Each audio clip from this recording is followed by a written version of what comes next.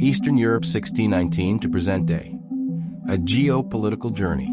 Good evening. Tonight, we embark on a journey through nearly 4 centuries of Eastern European history. A story of empires rising and falling, of borders redrawn by blood and diplomacy, and of peoples caught in the great game of power. The stage is set. 1619 and the powers that were.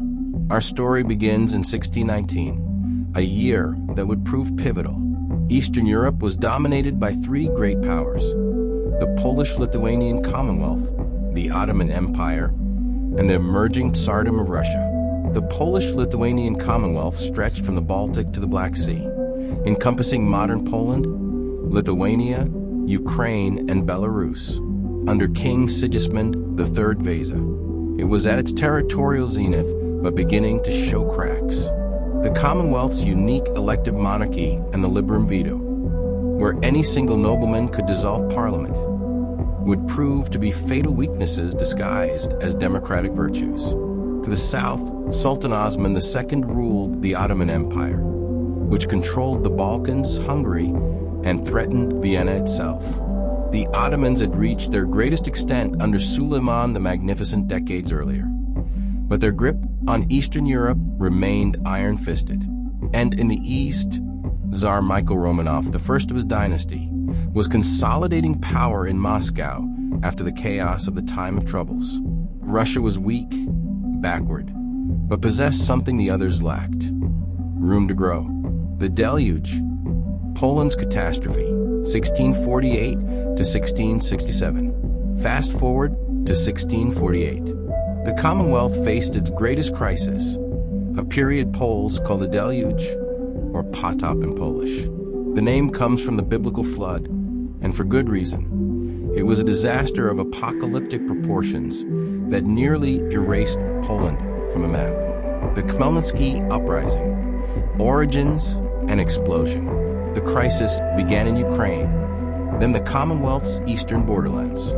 Ukrainian Cossacks, fierce, semi-nomadic warriors who had served as the Commonwealth's frontier defense against Tatars and Ottomans, were increasingly resentful of Polish noble rule. The spark was personal.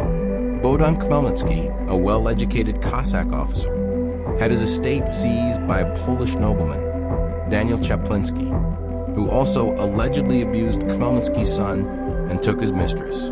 When Polish courts refused justice, Khmelnytsky fled to the Zaporozhian Sich, the Cossack stronghold beyond the Dnieper Rapids, in late 1647.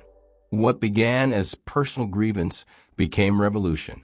Khmelnytsky was elected Hetman Cossack leader, and in early 1648 formed an alliance with the Crimean Tatars under Khan Islam III Juri. This was masterful strategy. The Tatars provided cavalry that could match Polish forces. In May 1648, at the Battle of Zavdivady Yellow Waters, Khmelnytsky destroyed a Polish army. 2 weeks later, at Korsun, another Polish force was annihilated. The Commonwealth's military commander, Hetman Mikołaj Potocki, was captured along with his son. The road to the Polish heartland lay open. The massacres and social revolution. The Khmelnytsky uprising wasn't just a military rebellion. It was a social revolution and an ethnic war. Ukrainian peasants rose against Polish landlords, slaughtering nobles and their families. Jewish communities, who often served as estate managers and tax collectors for Polish nobles, suffered terribly. Entire Jewish communities were destroyed. Contemporary accounts describe horrors: people buried alive, children thrown into wells, mass burnings of synagogues with people inside. Estimates of Jewish deaths range from 40,000 to 100,000, perhaps 1/4 to 1/2 of Polish Jews. The Hebrew chronicles of the period, like Nathan Hanover's Abyss of Despair, record the trauma that shaped Jewish memory for generations. For Ukrainians, Khmelnytsky became a national hero, founder of the Cossack state. For Jews and Poles, he was the architect of genocide. The uprising combined multiple grievances: Cossack military traditions versus Polish szlachta, nobility privilege Orthodox Christianity versus Catholic and Uniate pressure, Ukrainian peasants versus Polish landlords, and ethnic Ukrainian identity versus Polish cultural dominance. The Treaty of Pereyaslav, Ukraine's fateful choice. By 1653, Khmelnytsky controlled much of Ukraine but faced challenges. The Crimean Tatars were unreliable allies who often raided Ukrainian villages. Polish forces were regrouping. Ottoman support was uncertain.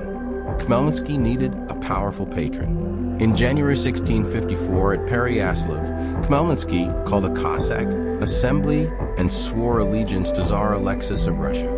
The treaty's exact terms remain debated by historians. Ukrainians and Russians interpret it very differently. Ukrainians argue it was a military alliance between equals. Russians claim it was full submission to the Tsar's authority.